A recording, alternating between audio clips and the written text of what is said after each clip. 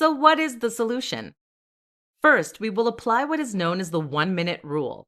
That rule tells us that if a task takes just 1 minute, then we must complete it there and then. Too often, we put off tasks because we find them stressful. If it means emailing a client who is traditionally a little grumpy, for instance, then we might put off doing so because we don't want to have to deal with them. But these tasks aren't going to go away. And if it takes just 1 minute, then it's going to realistically interrupt your day or prevent you from doing the real work. So just do it. This is a fantastic habit to get into. An exception, caveat to this rule is that you shouldn't let 1-minute tasks pull you out of your deep work. Switching between tasks takes a lot of mental energy, meaning that productivity is always lost. The solution? Simply shut off notifications and other distractions to make sure that you will not even know about the task until you unplug. 5 tips for avoiding procrastination. Procrastination is the bane of working from home. If you're someone who works at home regularly, then you absolutely need to learn to avoid the temptation to spend the first hour and a half doing nothing at all. Otherwise, you're suddenly working 5-hour days instead of 8-hour days, and that's something your employers and clients are going to notice. In this presentation, we're going to look at 5 tips for crushing procrastination. Accountability. The problem is that there is no accountability for procrastination. This is why it is worse for those that work from home versus those that work in an office. In an office, people are looking over your shoulder, but here you can do whatever you like. One solution is to create stakes for yourself. An easy way to do that? Email your client and tell them that you're going to finish X amount of work and send it to them daily. Suddenly, the option to sit on your thumbs for the first few days on a project is gone. Work in a coffee shop. This won't always be possible depending on your circumstances, but when it is, working in a coffee shop or library is a great way to add some social pressure to your day. You can't sit playing Sonic the Hedgehog now because people will think you're odd. Speaking of which, coffee works great too. Set rewards. Try setting yourself small rewards for accomplishing set amounts of work each day. For example, if you finish the first 2,000 words of an essay you're writing, only then can you give yourself a cup of coffee. Make the project fun. Often, we put things off simply because we don't want to do them. This is why procrastination tends to rear its ugly head more when we're doing particularly dull and dry tasks. The solution is to find a way to make that task more interesting. For example, you might find a way to gamify it, or you may just find a way to add more creativity to the project. Rest properly. Finally, make sure you have some proper downtime and fun during your time off. Often we procrastinate because there are other things we want to do. If you never have time to play video games, read books, or browse Facebook, then that will start creeping into your work. So actually enjoy your time off, and you should find this changes. How to deal with loneliness and social isolation when you work from home. If you have made the decision to work from home, then there is a good chance that you're someone who considers themselves to be an introvert. As such, you are probably more than happy to shut yourself away and to work on things you find rewarding. But even for an introvert, this can sometimes become a little lonely and isolating.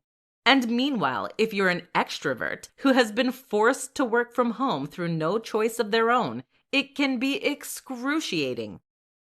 In this presentation, we'll look how to deal with the loneliness and social isolation that comes with working from home. Find other ways to socialize. The first and most important way to ensure you don't go mad working from home is to try to find other ways to get your stimulation and engagement. For instance, if you're stuck at home with your family, you can take lunch with them in order to make the isolation a little more bearable. In fact, this is a huge upgrade. Instead of being forced to work alongside people you don't really know all that well, you are now spending time with people you actually love. You can also get on a video call with a friend or coworker using Zoom or Skype. For group video calls, a great app you could use is called House Party, which is available for iOS and Android devices. Work together on projects. If you're self-employed, then finding ways to work with others, especially friends, can make a big difference. Collaborating on a project with someone you get on well with is extremely rewarding, and it's a fantastic way to strengthen your friendship. Go out. Again, this isn't always possible, but where you can, why not go outside and work? Working from home doesn't have to mean working from home in the literal sense. All it really means is working not at the office. So why not take your laptop to a cafe and get some work done there? Or alternatively, why not work on a park bench and enjoy the sun on your face? How to create a strict routine when working from home. There are many things that you may find you struggle to come to terms with when you start working from home. This is a big shift in the way that you work and approach work, and the result is that many people struggle to adapt. One big example is that the onus is now very much on you to decide how you wish to work. That means that you need to think about how you want your workflow to work, what hours you're going to work, and which tasks you're going to prioritize. In this presentation, we're going to look at how to create a routine that will help you maximize your productivity and get more done. Be strict about downtime. The first tip that many people don't recognize is that it is just as important to be strict about downtime as it is to be strict about your actual work. That's critical because it is during your downtime that you're going to recharge for the day ahead. If you allow your work to creep into the rest of your day, then you're going to find that you end up failing to recharge your batteries properly. Thus, when you do start working, you will find that you have less energy and your mind is other places. Enjoy flexibility. With that said, it is entirely up to you how and when you work, depending on the nature of your work. In other words, if you're someone who works best in the mornings, then there's no longer anything stopping you from working from 6 a.m. to 2 p.m. Alternatively, you can work an extra 1.5 hours every day and then take Fridays off. See what works best for you. Create accountability. Something else to consider is whether you have the ability to force yourself to be productive or whether you need an external form of accountability to make sure that you stay on course. Rather than create false stakes, setting punishments for yourself, etc., you can achieve this simply by changing the way you work with your boss or clients. For example, tell them that you will send in your work every single day. Suddenly, you have no option to procrastinate or to work slowly because they expect to see something at the end of every single working day. This can add a lot of discipline to your work process. How to create a highly productive work environment in your home office. If you're working from home, you need to think carefully about the environment you're going to be working in. You're now not only responsible for the work you do, but also for your surroundings. This is important, seeing as the space you work in can drastically impact on your ability to stay focused. Now you have the opportunity to create a space that is perfectly conducive to your work style and that will help you to feel inspired, motivated, and comfortable. But too many people will find that the exact opposite thing happens instead. They end up working in squalor and feeling demotivated, cluttered, and distracted as a result. Listen up, and we're going to go over how to get this right and create a home office that you can't wait to sit down to work in. Eudaimonia machine. The eudaimonia machine is a hypothetical architectural project described in Cal Newport's book, Deep Work. Here, Newport explains what the perfect space would be like in order to encourage focus and productivity. One of the key features of this space was a gallery of sorts, including inspiring works and figures. Let's say that you're a writer then. This space might include a typewriter owned by a famous writer, a lot of impressive-looking books, or a quote from Shakespeare on a plaque. The idea of this is to help put you in the right headspace, to help you feel inspired and excited to get to work. Comfort. Another important thing for a home office is comfort. When you are uncomfortable, whether that's because the seat is awkward or the desk is the wrong height, this steals attention away from whatever you're doing. Invest in a comfortable chair, an ergonomic keyboard, and anything else that will improve your comfort. Physiology. Physiological factors play a big part in our mental state. Things like the level of lighting, the amount of background noise, or even the temperature can all impact on mood and well-being. Make sure you have precise control over these things. Even smells can affect the release of neurotransmitters that impact on mood. Tools. Of course, the right tools will play a big role in helping you to be more productive, as will creating a work zone that will make everything you need easily accessible from your one spot. How to deal with small tasks and prevent overwhelm. Often, it is not the biggest tasks that create the most stress for us. Big tasks loom over us, but they are simple and easy to understand. Instead, then, it is the smaller tasks that typically leave us stressed and overwhelmed. More specifically, it is when lots of small tasks build up that we can often find ourselves feeling snowed under and unsure of where to start. General advice is to tackle the biggest and most ugly project first in a working day. This is referred to as eating the frog. This is good advice as it means you can focus on providing value and getting work done rather than getting bogged down with administrative tasks. But if it means that you never quite cross those tasks off, you end up with a building pressure. There are emails to send, bills to pay, letters to open, broken web pages to fix, and all of this plays constantly on your mind even during your time off. This is what Tim Ferriss refers to as an open loop.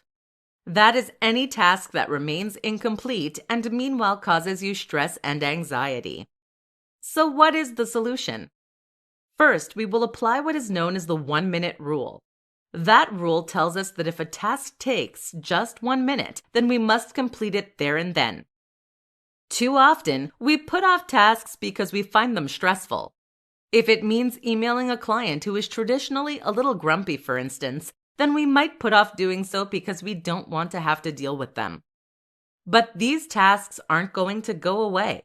And if it takes just 1 minute, then it's going to realistically interrupt your day or prevent you from doing the real work. So just do it. This is a fantastic habit to get into. An exception, caveat to this rule is that you shouldn't let 1-minute tasks pull you out of your deep work. Switching between tasks takes a lot of mental energy, meaning that productivity is always lost. The solution? Simply shut off notifications and other distractions to make sure that you will not even know about the task until you unplug. Finally, any tasks that take longer than 1 minute should be added to a to-do list. You can then set aside a designated time to work through these every day. How to enter and stay in a flow state when working from home. Have you ever been working on a project when suddenly you find yourself falling into a perfect rhythm? After facing serious procrastination and resistance, all of that seems to fall away, and you find yourself in a perfect state of focus.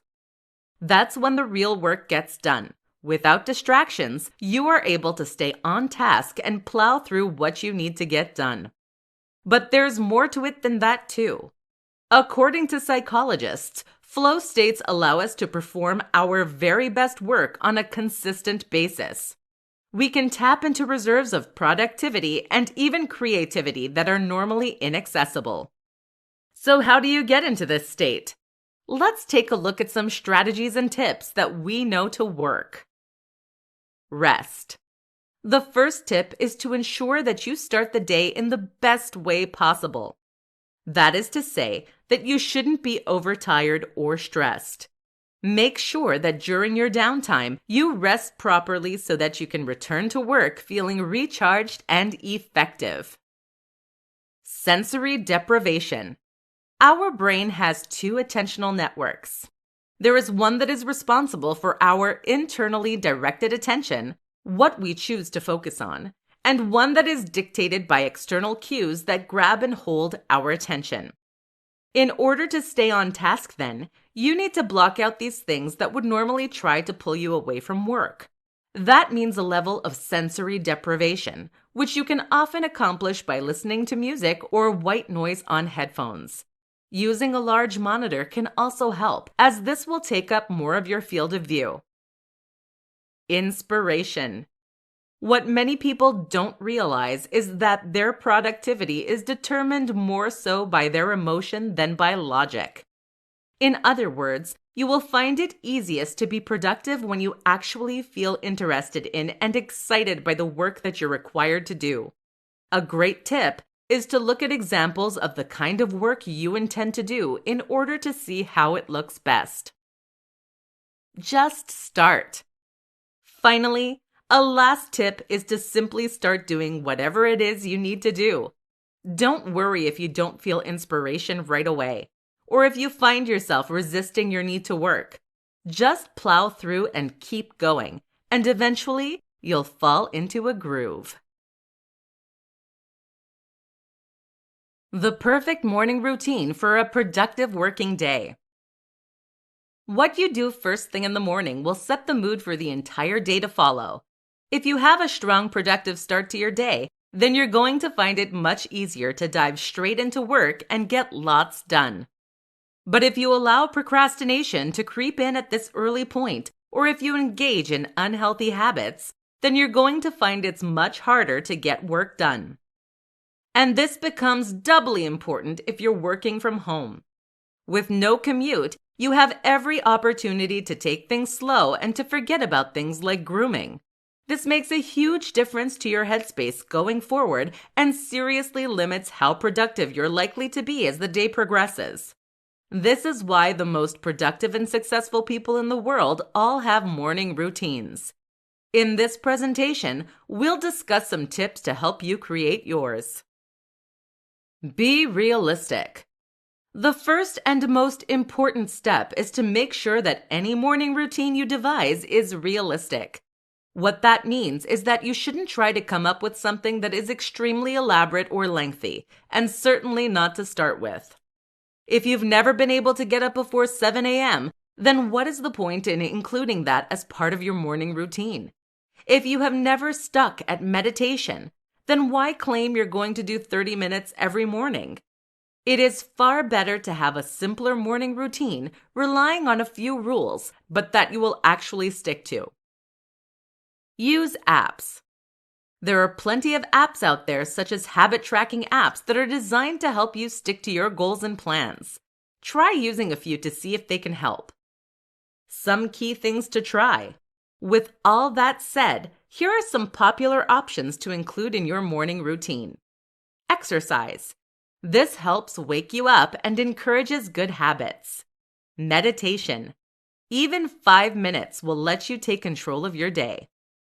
Minimal screen time. Many people believe they shouldn't look at any electronic devices for at least the first hour after waking up. Time outdoors.